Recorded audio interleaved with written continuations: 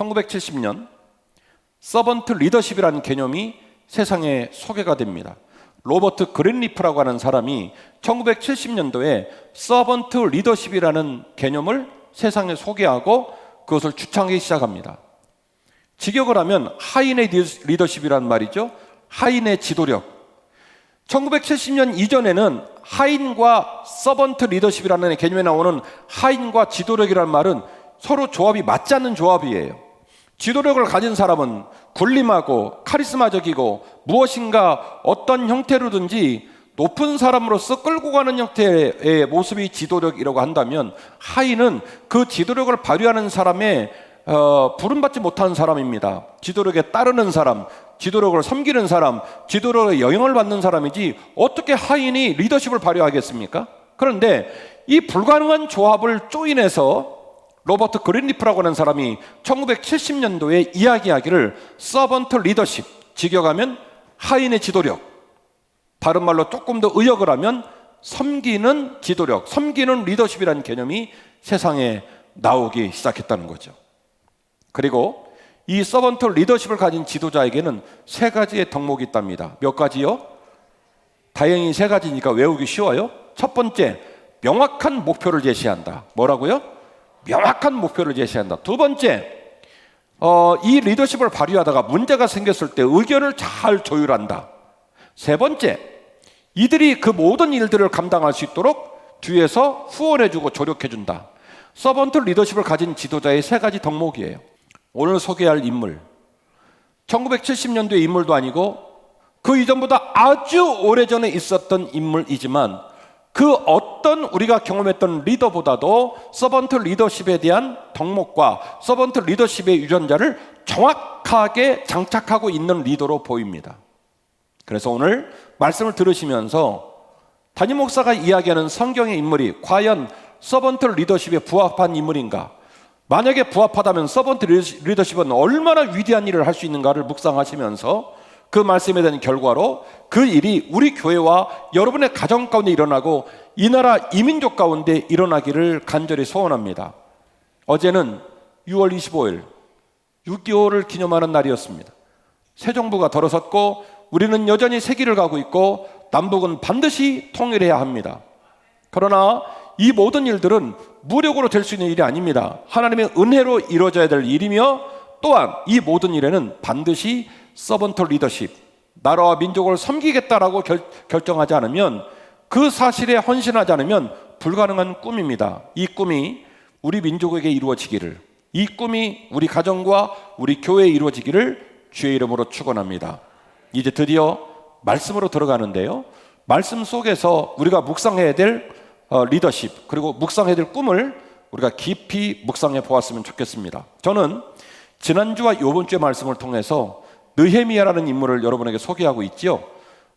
지난주에 말씀을 드렸던 것처럼 느헤미야가 이제 예루살렘 성벽을 중건하기 위하여 복귀를 할 때 그 꿈은 거의 불가능에 가까운 꿈이었습니다. 여러분, 오늘 꿈이라는 단어를 제가 간절한 꿈을 품었다, 성벽에 느헤미야가 간절한 꿈을 품었다라고 말씀을 드릴 때, 일단 여러분들이 여러분 가슴 속에 있는 꿈이라는 단어를 리뉴얼하기를 원합니다. 꿈이라는 단어는 한국말이지만 그 꿈을 생각하는 정서는 달라요.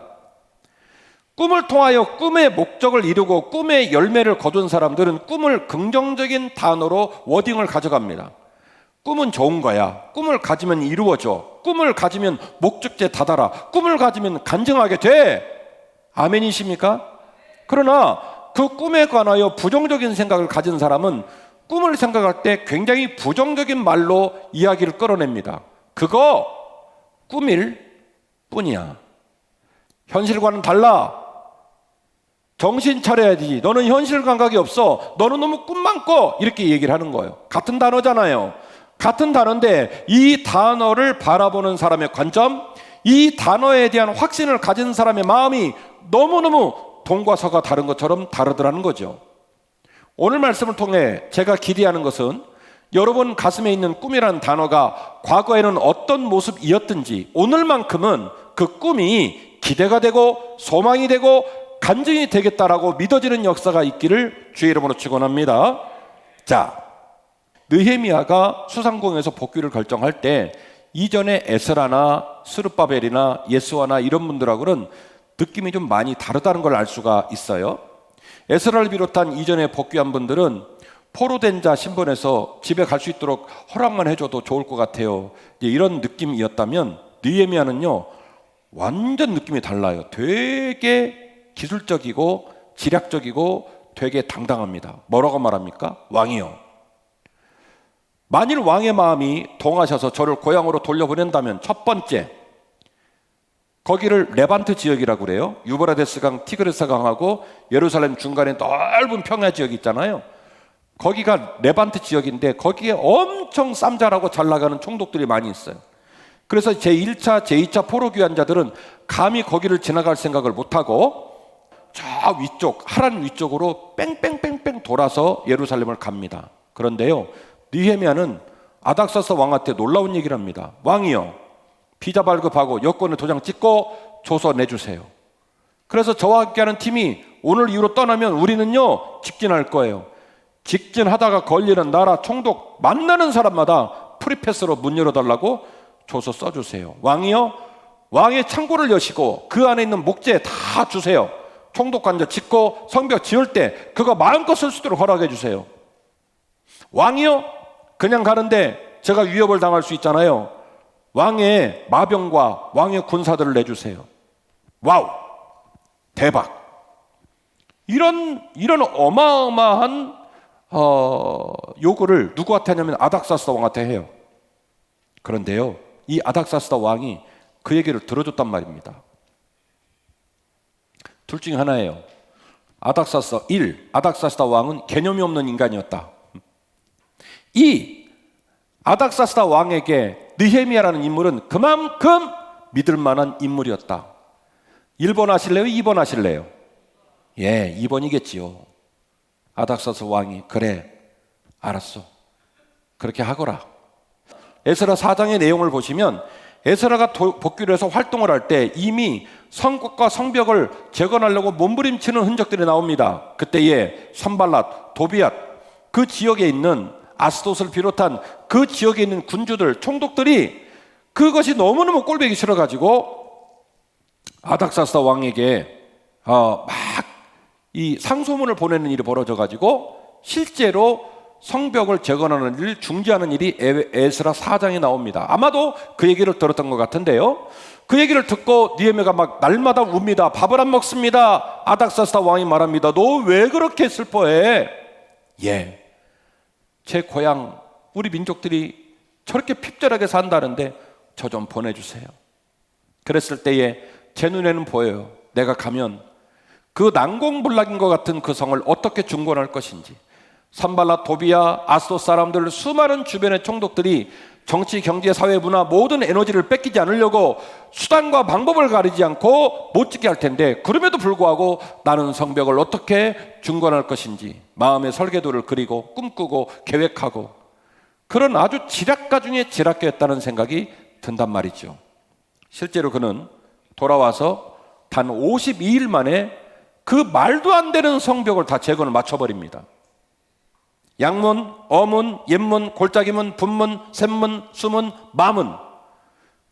와서 3일을 쉬고 늦은 밤에 가장 중요한 충신들을 데리고 다니면서 성벽 상태를 점검하고 성문 상태를 점검하고 그 모든 점검을 마친 후 약 40여 개소로 팀을 나누고, 그리고 제사장들, 금장색과 향품장사, 상인들, 사업가들, 도지사, 군수, 아무튼 숨 쉬는 인간은 모든 인간을 다 동원합니다. 우리 함께 하자. 이 일은 하나님이 기뻐하실 일이다. 이 일은 우리 모든 민족의 평화를 누리는 일이다.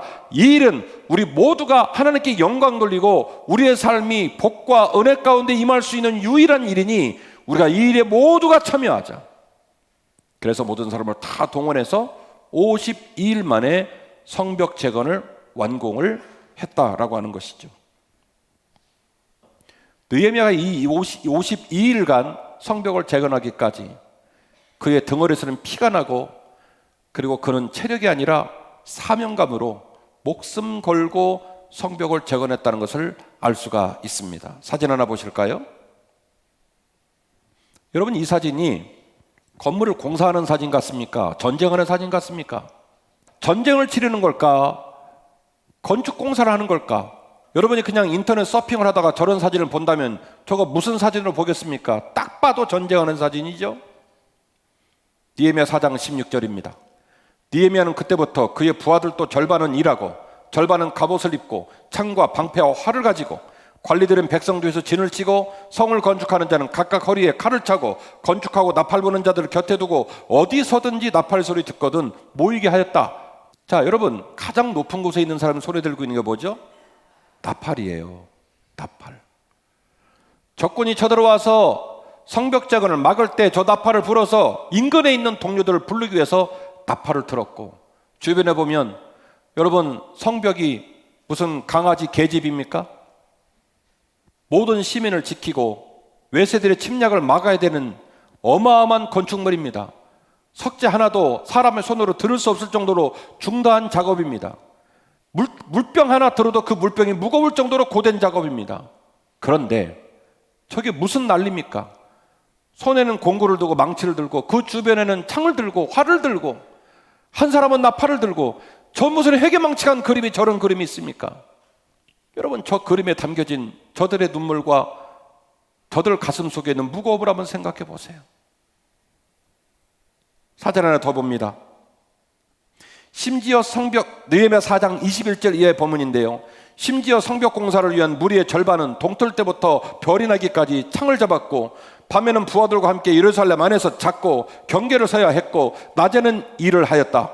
느헤미야를 포함한 모든 사람이 옷을 벗지 아니하였고 물을 기르러 나갈 때도 각각 병기를 들고 나갔다. 이 무슨 진풍경입니까? 퇴근을 하지 않고 아직 완성도 되지 않은 예루살렘 성에서 밤을 새고 잠을 잘 때도 옷을 벗지 않았고 심지어 물을 기르러 갈 때도 얼마나 여러분 물이 무겁습니까? 물을 기르러 갈 때도 한 손에는 병기를 들고 물을 기르러 갔다는 말입니다. 그렇습니다. 52일 그냥 상투적으로 들을 시간이 아니에요. 그들의 몸에는 쩔은 땀 냄새가 진동을 하고 하루 종일 고생을 하고도 푹 자야 되는데 옷도 벗지 못한 채로 노박을 하다시피 예루살렘에서 성에서 자고 심지어 물기러 갈 때도 병기를 손에 들고 가니 그들의 체력은 점점점 소진되어지고 50일 마지막 날이 이르기까지 아마 그들은 울면서 하루하루를 버텼을 거예요. 그럼 어떻게 할 수 있었을까요? 앞사람, 옆사람, 뒷사람이 서로 격려하는 수밖에 없어요. 서로 너무 힘이 들면 손잡아주고 격려해주고 빵 한 척도 나눠 먹으면서 그렇게 격려하지 않았으면 걸어낼 수 없는 길 52일이에요. 그 무거운 짐을 울면서 그 짐을 진 거예요. 또한 이 성벽을 짓는 과정에는 외부적인 문제도 있었는데요, 느헤미야 5장을 보면 내부적 갈등이 심했다는 것을 알 수가 있습니다. 부자들이 말이죠, 가난한 자들에게 고리대금을 해가지고 어마어마한 이자를 받고 못 살게 구는 거예요. 그래서 가난한 사람들이 성벽 재건에 전념할 수 없다는 얘기를 듣고 느헤미야가 그들을 싹 불러들여서 호통을 치고 그리고 고리대금 하지 마라, 일부는 돌려줘라 이렇게 얘기를 해가지고 부자들이 돌려줬습니다. 어떻게 그렇게 되었을까? 느헤미야 5장 14절인데요. 또한 유다 땅 총독으로 세움을 받았을 때 곧 아닥사스다 왕 제20년부터 제32년까지 12년 동안 나와 내 형제들이 뭐라고요? 총독의 녹을 먹지 아니하였느니라. 느헤미야가요, 총독의 신분으로 파송을 받고도 자신의 월급을 다 반납한 거예요. 몇 년 동안? 12년 동안.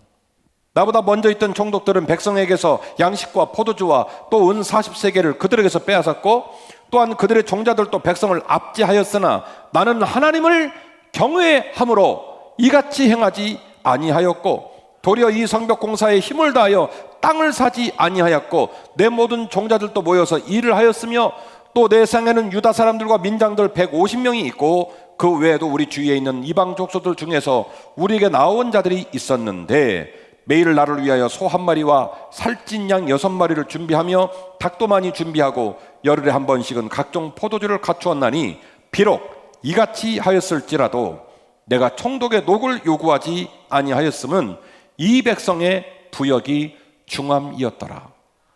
할렐루야. 52일 동안 성벽을 짓고 그 이후로도 그 땅을 섬기고 그 성을 섬길 때에 그 노역에 함께한 백성들의 눈물과 그들의 땀방울을 느헤미야는 가볍게 여기지 않았다는 거예요. 그 땀을 같이 나누고 그 눈물을 같이 나누었다는 얘기예요. 그러니까 부자들에게 고리대금을 멈추고 이장유 일부라도 돌려주라고 얘기를 했을 때 부자들이 그 얘기를 들었던 것이죠. 계속 머리에 떠오르실 단어가 있습니다. 서번트 리더십. 그가 그렇게 한 이유를 이렇게 말합니다. 나는 하나님을 경외하는 사람이었다. 예루살렘 성이 완벽하게 중건되어지면 예루살렘 성 안에 있는 땅은 천정부지로 뛸 겁니다. 정부에서 그 땅을 개발한다는 걸 아는 자들은 먼저 가서 타잖아요. 그래서 어마어마하게 벌잖아요. 알박기를 하잖아요. 그 당사자가 느헤미야입니다.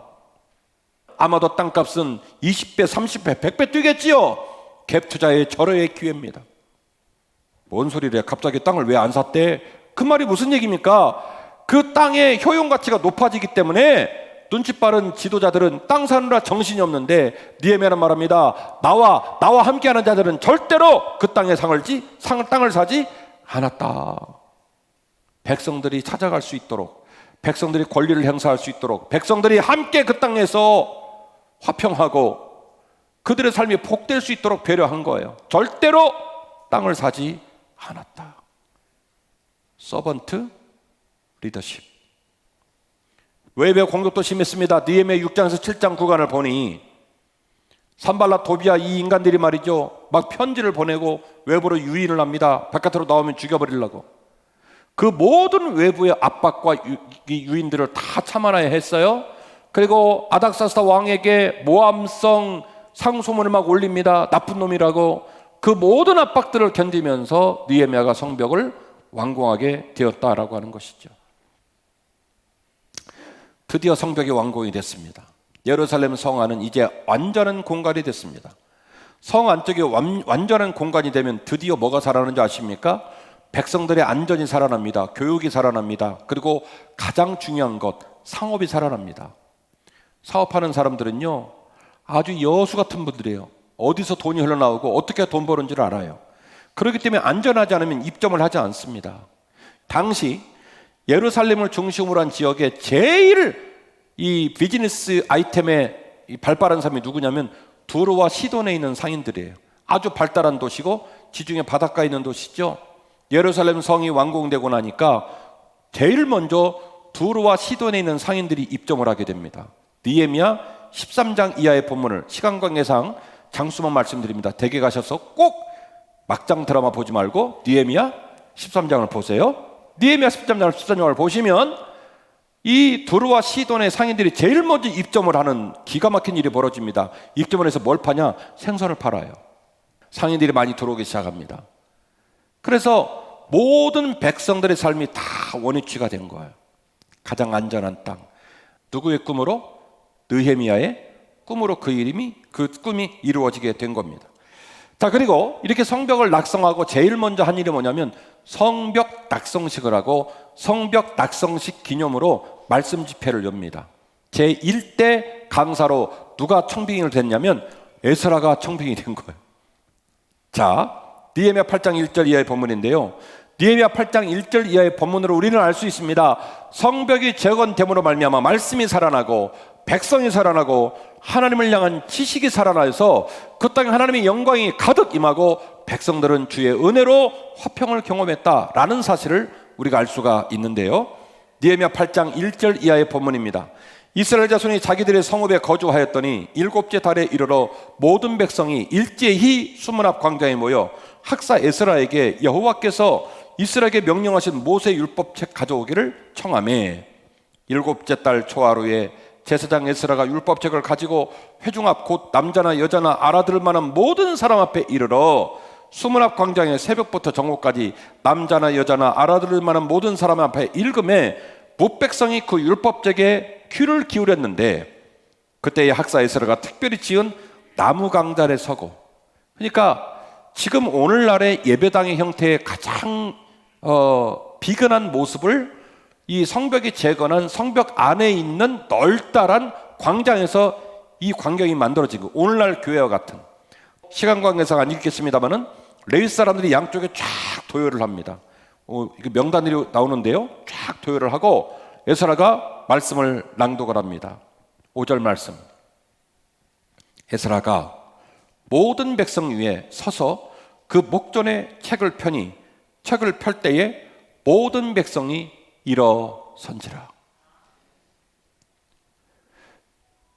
제가 어렸을 때 제가 보았던 교회는 이렇게 아름답고 화려한 교회가 아니었어요. 의자가 없어가지고 자보동이라고 해가지고 방석 깔고 다 거기 앉았어요. 제가 어렸을 때 봤던 성경은 이렇게 멋있는 성경이 아니라 빨간색으로 칠해져가지고 세로로 돼 있었어요. 세로 된 성경을 읽으면요, 눈이 사팔뜨기가 됩니다.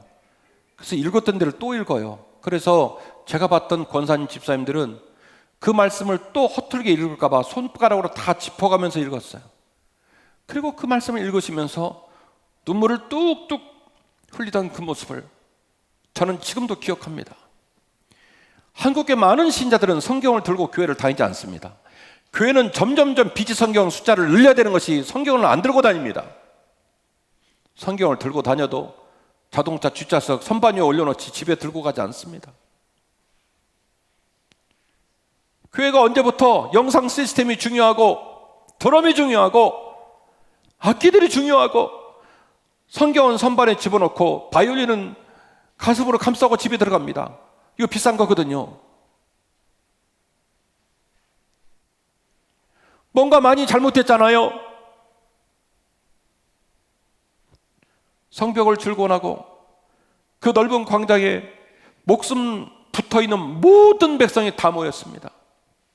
높은 곳에 강단을 만들고 에스라가 여호와의 율법을 핍니다. 성도 여러분, 여호와의 말씀입니다. 그 말이 나오자마자 다 일어선 거예요. 책이 아니니까.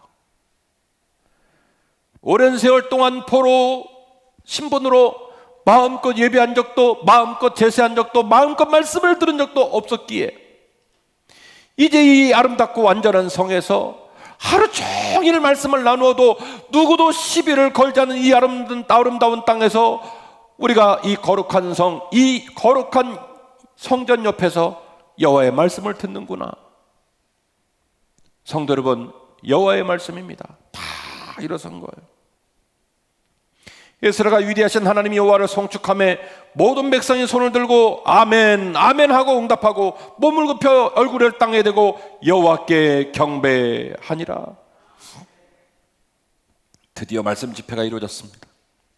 그런데 말이죠, 모인 성도 중에는 말씀에 대한 이해도가 달랐어요.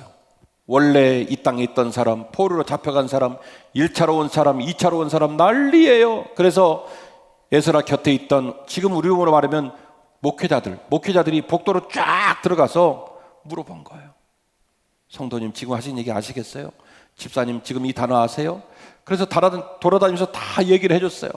이 글은 이런 뜻입니다. 이 단어는 이런 맥락입니다. 앞에서는 말씀이 선포되고 그리고 안에서는 막 목회자들이 움직이면서, 레위인들이 움직이면서 전부 그 땅에 있는 모든 사람들이 여호와의 말씀을 정확하게 깨달아 알 수 있도록 도와줬어요. 이것이 첫 번째 성벽 재건 이후 드려졌던 기가 막히고 아름답고 너무너무 영광스러운 첫 번째 말씀 집회의 광경입니다. 오늘 우리의 예배가 이런 모습이 되면 얼마나 좋을까? 오늘 우리의 심령이 이런 모습으로 회복되면 얼마나 좋을까? 느헤미야 8장 9절인데요. 백성이 율법의 말씀을 듣고 다 우는지라. 총독 느헤미야와 제사장 겸 학사 에스라와 백성을 가르치는 레위 사람들이 모든 백성에게 이르기를 오늘은 너희 하나님 여호와의 성일이니 슬퍼하지 말며 울지 말아라. 느헤미야가 또 그들에게 말합니다. 너희는 가서 살진 것을 먹고 단 것을 마시되 준비하지 못한 자에게는 나눠주라. 이날은 우리 주의 성일이니 근심하지 말라. 여호와로 인하여 기뻐하는 것이 너희의 힘이니라.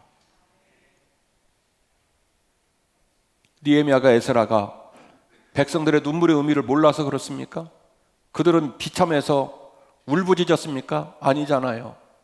감사하고 죄송하고 행복하고, 그리고 그 말씀을 읽고 말씀이 깨달아지면서 그들의 가슴 속에 있는 더러움과 부정적인 모든 게 씻겨져 나가고 하나님 말씀으로 리빌딩 되어서 꿈을 꾸기 시작하고 그 하나님 말씀 때문에 새 힘을 얻으니 눈에서 막 눈물이 쏟아져 나오는 거예요. 느헤미야가, 에스라가 말합니다. 그만 울어라. 그만 울어. 괜찮아.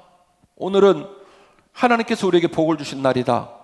성벽이 재건되었고 이 땅은 여전히 행복하고 안전할 것이며 오늘 이후로도 계속해서 말씀이 읽혀지고 오늘 이후로도 하나님은 꿈을 이루실 것이다. 그러니 울지 말고 기뻐하자. 이제 다 집으로 돌아가서 마음껏 먹어라. 그런데 너희들만 먹지 말고 혹시 준비를 못한 사람, 어려운 이웃들 있으면 그 사람 불러서 같이 먹어. 그렇게 해서 이웃과 함께 나누고 모든 사람이 상처와 응어리로 가득한 그 땅에서 모든 사람이 그 아름다운 성벽 안에서 하나님의 뜻이 하늘에서 이루어진 것처럼 이 땅에도 이루어지이다 라고 하는 그 어마어마한 메시지가 그 느헤미야가 건축한 중건한 그 예루살렘 성벽 안에서 이루어지게 됐단 말이죠. 느헤미야는 성벽에다가 자기 자신의 간절한 눈물을 담았고 그 눈물은 이룰 수 없는 꿈이 아니라 성취되어지고 간증하고 그리고 영광 돌리는 꿈으로 찾아와서 느헤미야에게도 에스라에게도 온 백성에게도 큰 기쁨을 주었습니다. 히스기야 때 2만 5천 명이 거했던 그 성이 4천 명 수준으로 줄어들었는데 그 불모지 같은 땅이 드디어 가장 안전한 땅이 되고 가장 믿을 만한 땅이 되고 그 땅의 아이들을 가르칠 수 있는 교육에 기대가 있는 땅이 되고 마음껏 예배하고 마음껏 말씀을 나눌 수 있는 하나님의 영광이 깃든 땅이 되었단 말입니다. 우리들의 삶의 모습 가운데 꿈이 어떻게 기록되는지 모르겠지만 오늘 이 시점 이후로는 꿈은 영광이고 기대고 소망이고 기쁨이 되기를 주의 이름으로 축원합니다. 나는 약하고 나는 부족하지만 하나님은 하실 수 있습니다. 나 혼자는 할 수 없지만 우리가 함께하면 얼마든지 할 수 있습니다. 산발랏 도비아가 느헤미야가 성벽을 재건한다니까 뭐라고 한 줄 아십니까? 웃기는 소리 하지 마라.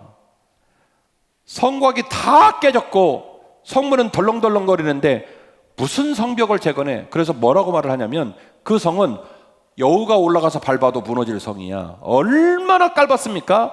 여우가 올라가서 밟아도 무너질 성이야. 말도 안 되는 소리 하지 마. 그건 꿈이 아니야. 그건 개꿈이야 라고 폄하했는데 그렇게 폄하한 땅이 52일 만에 가장 안전한 성이 회복이 된 거예요.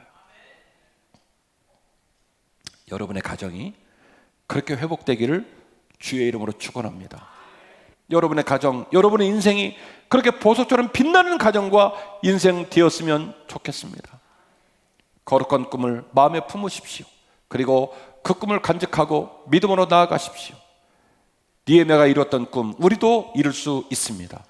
느헤미야가 하면 우리도 할 수 있습니다.